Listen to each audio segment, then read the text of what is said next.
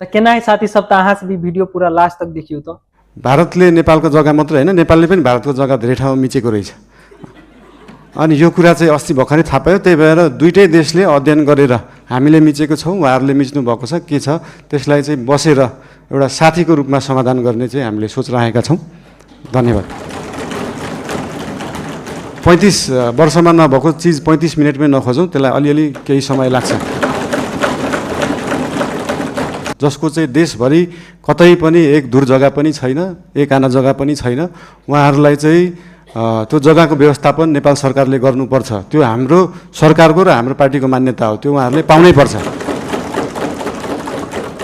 तर काठमाडौँ उपत्यकामा बसेकालाई किन एकदम प्रायोरिटी दिएर हटाइयो भन्दाखेरि विगतका धेरै वर्षहरूमा बाढी आउँदाखेरि उहाँहरूको घर डुबानमा पर्ने र उहाँहरूको स्वास्थ्य अवस्था पनि एकदमै नाजुक थियो। उहाँहरूको सेनिटरी अवस्था, उहाँहरूको त्यो वासरुम टोइलेटको व्यवस्था, त्यसको निकासा सिधै खोलामा थियो र उहाँहरूबाटै निस्केको त्यो फोहोरको दुर्गन्धले फेरि उहाँहरू नै बिरामी परिराख्नु भएको थियो।